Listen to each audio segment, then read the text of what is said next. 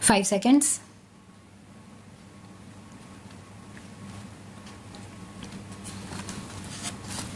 Provision of efficient and world-class infrastructure is critical for our growth aspirations. A key issue that bears repetition is the imposition of appropriate user charges necessary to provide adequate returns on investment. Some success has been achieved in areas such as telecom, roads, and ports, where appropriate user charges exist. With the tariff rationalization and other bold measures introduced by my colleague, the Minister of Railways, we can expect the railways to serve well the key transportation needs of the country in the years to come. Other areas such as power, urban infrastructure, other transportation, and the like continue to experience great difficulty because of the lack of appropriate user charges. Restoration of financial viability in the power sector remains crucial. The average rate of return for all SEBs is about -40%, and their combined losses continue to increase. Hence, this is one of the foremost challenges not only in the power sector but also for the physical health of the state governments and the overall performance of the economy.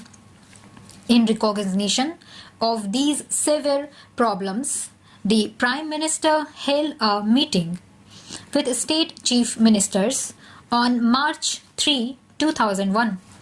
While broadly agreeing with the desirability of power sector reforms to achieve commercial viability of state electricity boards, the conference placed special emphasis on distribution reforms and elimination of theft of electricity. Subsequently, the high-level empowered group of chief ministers and union ministers has agreed to a one-time settlement scheme in regard to SEB overdues to the central public sector utilities through securitization and issue of tax-free bonds by the respective state governments, subject to the achievement of specified performance milestones and full payment of current dues in the future.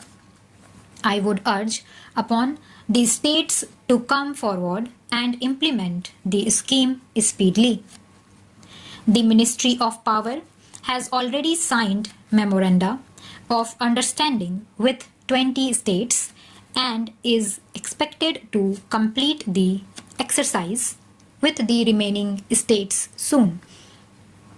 To redouble our effort in this direction, APDP is being redesigned as the Accelerated Power Development and Reform Program with an enhanced plan allocation of Rs 3,500 crore for 2002-3, up from Rs 1,500 crores this year. Access of the states to the fund will be on the basis of agreed reform programs in the future.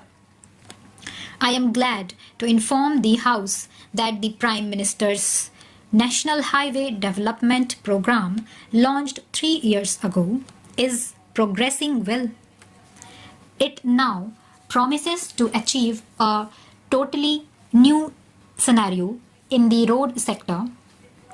The Golden Quadrilateral will be completed substantially by December 2003, a year ahead of schedule.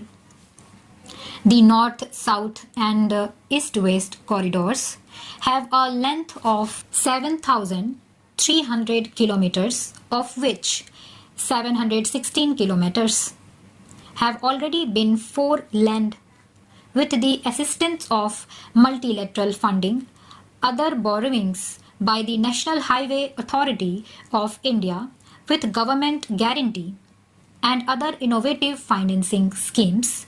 The funding for this phase will be fully tied up in 2002-3. The present port trust structure does not allow Indian major ports to have the flexibility needed for efficient management and for raising institutional funding. It is therefore proposed to corporatize major ports in a phased manner.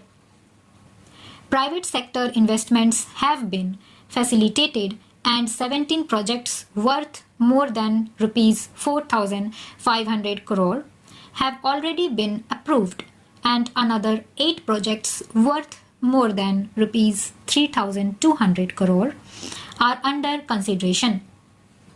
With corporatization of the existing ports and new private sector ports coming up, the regulatory structure will be strengthened.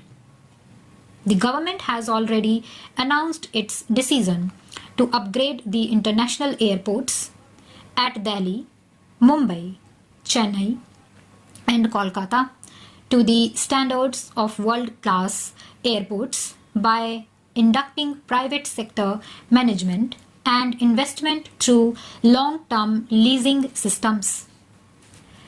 Modalities for inviting offers have been finalized and the leasing process will be completed in 2002-3. Private sector participation in greenfield airports will be encouraged through a package of concessions, availability of land and related infrastructure from the state governments, exemption from levy of inland air travel tax and foreign travel tax on departing passengers for projects located in states that charge sales tax on aviation fuel at central sales tax rate, charging of advance development fee by way of additional passenger service fee at the existing airports for help in financing of the greenfield airport and levy of user development fee at the new airport authority of India. The proposed new airports in Bangalore and Hyderabad will benefit from these concessions. The 2001 census shows that the urban population in India is now about 285 million, greater than the total population of the United States. The number of cities with more than 1 million population has increased from 23 in 1991 to 35 in 2001. We are aware of the sad plight of most of our towns and cities as such. Stop.